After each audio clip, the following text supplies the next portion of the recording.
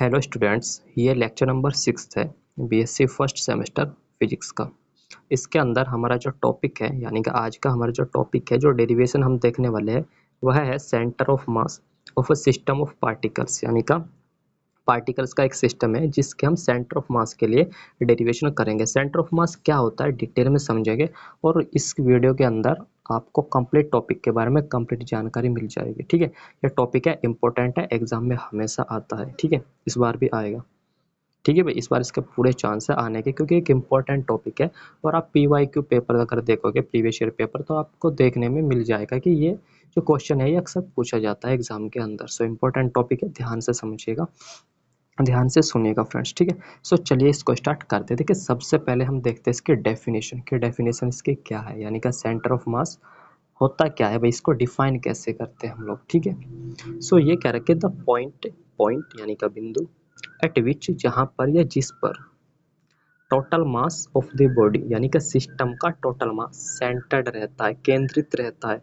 हिंदी में इसको कहते हैं द्रव्यमान केंद्र, यानी का बॉडी का या सिस्टम का वह पार्टिकल, वह पॉइंट जिस पर कंप्लीट मास या उसका टोटल मास सेंटर्ड यानी का केंद्रित रहता है भाई। ठीक है, सो वही यहाँ पर मैंने लिखा है कि the point at which total mass of the body यानी का system of particles is centred is known as centre of mass of that body. उस बॉडी का सेंटर ऑफ मास कहते हैं। ठीक है, उस पॉइंट को कहते हैं, यानी कि कुछ नहीं है, ये सिर्फ एक पॉइंट है, उस बॉडी का एक पॉइंट जहां पर उस बॉडी का कंप्लीट यानी का टोटल मास सेंटर्ड रहता है, उस पॉइंट को हम लोग सेंटर ऑफ मास कहते हैं। ठीक है, अब इस सेंटर ऑफ मास के लिए पोजीशन वेक्टर, वेलोसिटी और उसका हम एक्सेलरेशन देखेंगे। ठीक है, तो चलिए अब हम देखते हैं नेक्स्ट टॉपिक, जो कि है हमारे पास position vector of centre of mass. यानी कि हमको एक पॉइंट होगा जिस पर टोटल मास सेंटर्ड होगा, उस सेंटर ऑफ मास, ठीक है, उसका हमको पोजीशन वेक्टर फाइंड आउट करना है। ठीक है, इसके लिए डेरिवेशन हम लोग देखेंगे।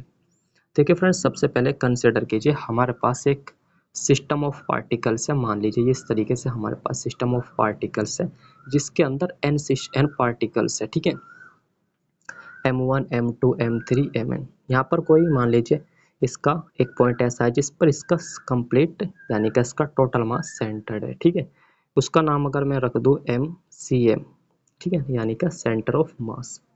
ठीक है भाई, और ये जैसे ये पार्टिकल M1 है तो इसका जो पोजीशन वेक्टर है वो है R1 वेक्टर है, M2 का R2 वेक्टर है, M3 का R3 वेक्टर है। इसी तरीके से Mn यानी का nth पॉइंट या nth पार्टिकल, इसका पोजीशन वेक्टर Rm वेक्टर है।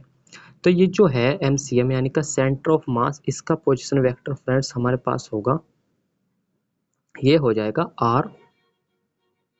RCM vector. ठीक है भाई, RCM vector. Okay, I hope इसके रिगार्डिंग तो आपको कोई समस्या नहीं होगी। अब चलिए देखते हैं, जो मैंने बताया सेम उसी को हम थ्योरी में लिख लेते हैं कि भाई मान लीजिए हमारे पास एक सिस्टम ऑफ पार्टिकल्स है जो n पार्टिकल से मिलकर बना हुआ है। ठीक है, तो फ्रेंड्स वही यहाँ पर मैंने लिखा है कि लेट अस कंसीडर कर लिए, मान लीजिए कि एक बॉडी यानी कि एक सिस्टम ऑफ पार्टिकल्स है, पार्टिकल का सिस्टम यानी का निकाय है। ठीक है, of mass M1 M2 M3 Mn।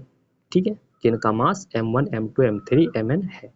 Late R1 vector and R2 vector and R3 vector यानी कि सारे Ri's वेक्टर इन Mi's वेक्टर के क्या, सॉरी Mi's जिनका मास है पार्टिकल्स का, उनके पोजीशन वेक्टर है। ठीक है, ये क्या है, पोजीशन वेक्टर्स है पार्टिकल्स के, और पार्टिकल्स का मास कितना है, M1 M2 M3 Mn। Okay, with the position vectors of particles. ठीक है, with respect to the origin के रिस्पेक्ट में। ठीक है, देन तब position vector of centre of mass यानी का सेंटर ऑफ मास का पोजीशन वेक्टर क्या होगा, ठीक है, उसको हम डिनोट करेंगे RCM वेक्टर।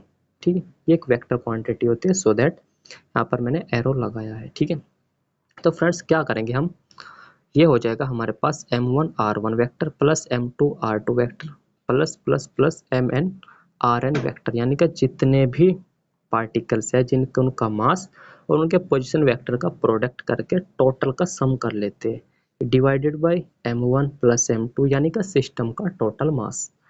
सिस्टम है n पार्टिकल से मिलकर बना हुआ है, एक पार्टिकल का मास M1 है, तो टोटल मास कितना हो जाएगा सिस्टम का, सारों का सम यानी का m1 plus m2 plus up to so on mn। ठीक है भाई, ये हो जाएगा आपके पास फॉर्मूला। ठीक है, इसको इन जनरल, अगर मैं इसको जनरल फॉर्म में लिखूँ या इसको शॉर्ट करके लिखूँ तो इसको मैं समेशन की फॉर्म में नहीं लिख सकता, बिल्कुल लिख सकता हूँ। ये क्या हो रहा है यहाँ पर, सम ही तो हो रहा है, इसका सम प्लस इसका सम और इसका सम, तो इसको क्या मैं समेशन की फॉर्म में लिख सकता हूँ, यस बिल्कुल लिख सकता हूँ इसको। चलिए देखते हैं कैसे लिखते हैं इसको। सो फ्रेंड्स, ये हो जाएगा हमारे पास यहाँ पर r c m vector is equal to capital M.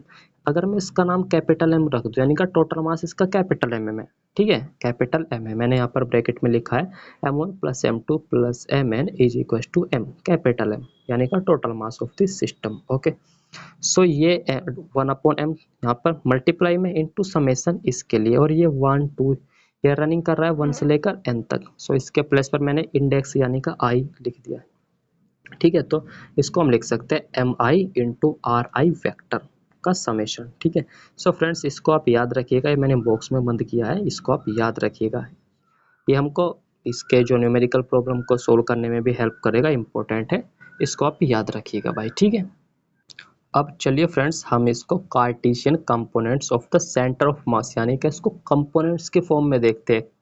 ठीक है ना, कंपोनेंट्स के फॉर्म में इसको कैसे एक्सप्रेस किया जाता है। ठीक है, तो फ्रेंड्स वही यहाँ पर अभी तक जैसे हमने कैलकुलेट किया आरसीएम के लिए फॉर्मूला कि आरसीएम को हम कैसे, आरसीएम है क्या, आर यानी का पोजीशन वेक्टर, सीएम यानी का सेंटर ऑफ मास। ठीक है, यानी कि द्रव्यमान केंद्र के लिए स्थिति सदिश। ठीक है, इफ यदि हमारे पास है आरसीएम वेक्टर, कंपोनेंट में कैसे लिखेंगे इसको, कंपोनेंट में क्या करते हैं हम, उसको डिवाइड कर देते हैं कंपोनेंट्स में, कंपोनेंट्स यानी का आई कैफ या जे कैफ और के कैफ, ये एक्स एक्सिस के अलोंग होता है, वाई जे कैफ वाई एक्सिस के अलोंग और के कैफ होता है जेड एक्सिस के अलोंग। ठीक है, आई होप ये बेसिक बातें आप सभी लोगों को पता होंगी। ठीक है, तो आर आई क्या हो जाएगा हमारे पास, आर आई वेक्टर हो जाएगा हमारे पास, तीनों में डिवाइड कर दो अलग अलग, यानी का X I Y I Z I, और सारों के साथ में कंपोनेंट्स यानी का unit vectors along X axis along Y axis along Z axis, जो कि होते हैं I cap J cap K cap. ठीक है, तो ये हो जाएगा X I cap Y I J cap Z I K cap. ठीक है फ्रेंड्स, ओके, देन तब position vector of centre of mass यानी का सेंटर ऑफ मास यानी का द्रव्यमान केंद्र के स्थिति सदिश क्या होगा। तो फ्रेंड्स वो अभी हमने कैलकुलेट किया, कितना आया हमारे पास, ये होता है हमारे पास 1/m summation M I R I vector I running from 1 to n। Okay, so friends अब देखिए यहाँ पर आप इसमें कंपेयर कर दीजिए, कंपेयरिंग करेंगे हम, आरसीएम की वैल्यू क्या है, आरसीएम की वैल्यू ये है। ठीक है, और इसकी वैल्यू क्या है, इसकी वैल्यू फ्रेंड्स हमारे पास यहाँ पर रखिए, आर आई वेक्टर के प्लेस पर हम ये रखेंगे आर आई वेक्टर। देखिए क्या करना है आपको, यहाँ पर पहले वैल्यू रखो आर आई की रख दीजिए और आरसीएम की रख दीजिए, तो you will get here X C M I cap plus Y C M J cap plus Z C M K cap है क्या, ये इसकी वैल्यू है फ्रेंड्स, इसकी वैल्यू ये देखिए ये वाली। ठीक है ना, अरे ठीक है ना भाई, ओके, और यहाँ पर आर आई की वैल्यू रख दीजिए, ये रख दी। ठीक है, ये यहाँ पर रख दीजिए, आप कर दीजिए यहाँ पर कंपेयरिंग द कोफिशिएंट्स फ्रेंड्स। ठीक है,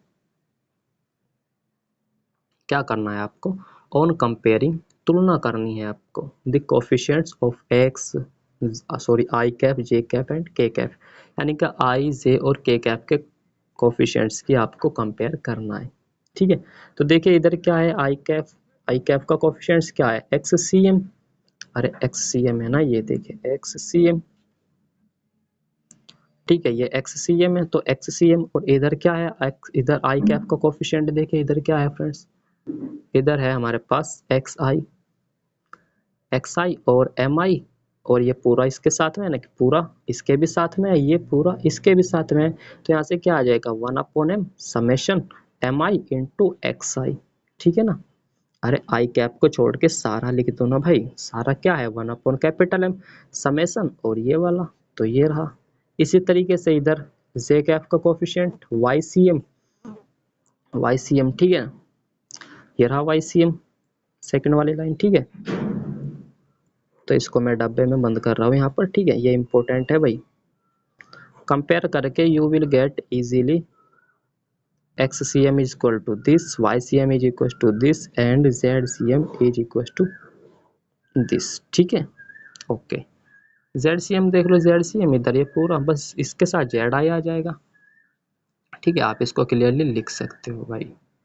इस सभी की PDF नोट्स आपको टेलीग्राम चैनल पर मिल जाएगी, वहाँ पर जाकर आप पा सकते हो। ठीक है, सो फ्रेंड्स अब हम देखते हैं, हमने पोजीशन वेक्टर देखा, अब हम देखते हैं velocity of centre of mass, यानी कि सेंटर ऑफ मास की वेलोसिटी को कैसे डिफाइन करते हैं भाई। ठीक है, सो चलिए देखिए हमारे पास RCM क्या होता है कि इसको तो याद रख लीजिए भाई। ठीक है, ये मैं बार बार बॉक्स में बंद किया था, मैंने बताया था कि इसको याद रखना है, इसी की मदद से हम कैलकुलेट करेंगे velocity and then acceleration. So RCM क्या है हमारे पास, 1/M summation MI/RI vector where I running from 1 to N।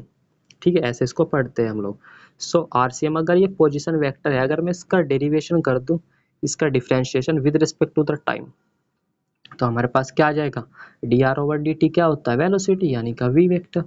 सो बस यही करना है आपको। सो करते हैं हम लोग differentiation with respect to the t both sides, यानी कि दोनों तरफ t के सापेक्ष अवकलन कर दीजिए। ठीक है, ठीक है भाई, जैसे ही आप इसका डिफरेंशिएशन करोगे you will get drCM vector over dt, t के रिस्पेक्ट में करना है इसलिए dt is equal to 1/m constant, constant है ये पूरा ही कॉन्स्टेंट है, तो ये पूरा बाहर आ जाएगा, और d/dt किस पर अप्लाई होगा, ri पर, ri वेक्टर, तो dri वेक्टर ओवर dt। बहुत सिंपल है फ्रेंड्स, बस आपको ध्यान से सुनना है, ध्यान से समझना है, और बिना स्किप के इसको स्टार्टिंग से लेकर अगर एंड तक आप इसको देखते हो तो डेफिनेटली आपकी समझ में आ जाएगा। ऐसा कोई बहुत हार्ड टॉपिक या कोई बहुत मुश्किल टॉपिक नहीं है कि आपके समझ में नहीं आएगा, वैसे भी आप इसको पहले अपने स्कूल यानी कि 11th-12th में पढ़ कर आए हो। ठीक है, बहुत सिंपल है, ध्यान से सुनोगे और समझोगे तो डेफिनेटली समझ आएगा। तो DRI वेक्टर ओवर DT, सो ये क्या हो जाएगा हमारे पास, ये क्या होता है फ्रेंड्स, हमारे पास ये होता है, इसको हम वेलोसिटी बोलते हैं, वेलोसिटी वेक्टर यानी का VCM यानी का velocity of centre of mass, क्या हो जाएगा 1/m summation as it is MI as it is, और इसको क्या लिखेंगे VI वेक्टर, ये रहा VI वेक्टर। ठीक है, इससे ये लाइन कैसे आई हो, आई होप आपको क्लियर होगा। ठीक है ना, अरे ठीक है भाई। ओके, अब हम लोग देखते हैं एक्सेलरेशन ऑफ सेंटर ऑफ मास।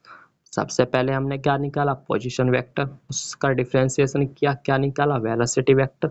अगर मैं इस वेलोसिटी वेक्टर का एक और बार इसका मैं डिफरेंशिएशन कर देता हूँ तो हम क्या पाएंगे, हम पाएंगे एक्सेलरेशन, यानी कि हमारे पास एक्सेलरेशन आ जाएगा। किसका एक्सेलरेशन भाई, सेंटर ऑफ मास, और सेंटर ऑफ मास किसका, किसी सिस्टम का। ठीक है ना, आई होप आपको एक एक वर्ड का मीनिंग समझ में आया होगा। ठीक है, acceleration of centre of mass of a system, यानी का एक सिस्टम के सेंटर ऑफ मास यानी का द्रव्यमान केंद्र का एक्सेलरेशन यानी का त्वरण। ठीक है भाई, एक्सेलरेशन होता क्या है वैसे, क्या होता है भाई एक्सेलरेशन, एक्सेलरेशन होता है टाइम के रिस्पेक्ट में वेलोसिटी में चेंज। ठीक है, या वेलोसिटी किस हिसाब से बढ़ रही है, किस दर से बढ़ रही है। ठीक है ना, आई होप क्लियर होगा। चलिए इसको देखते हैं, वी हैव हमारे पास ये है। ठीक है, अभी हमने निकाला, कैसे निकाला, डिफरेंशिएशन करके निकाला। ओके, सो अगेन यानी का पुनः डिफरेंशिएशन करते with respect to the time we get, हम पाते हैं, क्या पाते हैं, कर दीजिए, इसका dv/dt हो जाएगा, ये पूरा कांस्टेंट है जैसे पहले बाहर लिखा था, इस बार भी ऐसे इसको बाहर लिख लेंगे, और d/dt अप्लाई हो जाएगा vi पर, यानी का dvi vector over dt। Okay, so हम क्या लिख देंगे इसको, ये तो ए हो जाएगा, इसको ए लिखेंगे, और ये पूरा एज इट इज रहेगा, यहाँ पर इसको लिखेंगे ए आई वेक्टर। सो फ्रेंड्स ये है हमारे पास acceleration of centre of mass of a system. यहाँ से एक क्वेश्चन पूछा जाता है, क्वेश्चन ये है कि प्रूफ कीजिए या शो दैट कि एक्सटर्नल फोर्स की एब्सेंस में एक्सेलरेशन जीरो होता है, यानी कि वेलोसिटी कांस्टेंट होता है। ठीक है, उसको भी हम इसी की मदद से यहीं से करते हैं। ठीक है भाई, सो यार ये एक इम्पोर्टेंट लेक्चर है आज का, इसके अंदर मैंने टॉपिक कराया था, किसके थी यही फाइंड आउट करना था हमको, वेलोसिटी और एक्सेलरेशन। ठीक है, अगर ये क्वेश्चन आता है और आप जैसे मैंने आपको लिखाया, अगर आप ऐसे लिखते हैं तो आपको डेफिनेटली फुल मार्क्स मिलेंगे। ठीक है, और मैं आशा करता हूँ, आशा ही नहीं अभी तो मुझे पूरा विश्वास है कि आज जो मैंने आपको समझाया वो आपके डेफिनेटली समझ में आया होगा। आई होप आपको बिल्कुल आसान लगा होगा। ठीक है ना, centre of mass of a particles क्या होता है, उसके लिए पोजीशन वेक्टर, वेलोसिटी वेक्टर और एक्सेलरेशन हमने फाइंड आउट किया। क्या होता है, अगेन आई रिपीट, एक और बार रिपीट कर देता हूँ कि एक पॉइंट होता है जिस पर उस पूरी बॉडी का, उस पूरे सिस्टम का मास सेंटर होता है, उसको हम कहते हैं सेंटर ऑफ मास। ठीक है, द्रव्यमान केंद्र। ओके फ्रेंड्स, सर आज के इस वीडियो लेक्चर को हम लोग यहीं तक रखते हैं। मिलेंगे नेक्स्ट लेक्चर में नेक्स्ट टॉपिक के साथ, जो कि इम्पोर्टेंट होगा इसी की तरह। ठीक है भाई। और आपको नोट्स कहाँ से मिलेंगे? नोट्स मिलेंगे आपको टेलीग्राम चैनल पर। उसका लिंक कहाँ मिलेगा? वो मिलेगा आपको डिस्क्रिप्शन बॉक्स में। ठीक है, सो जाइए टेलीग्राम चैनल ज्वाइन करिए। ठीक है, सो ठीक है friends, thank you for watching.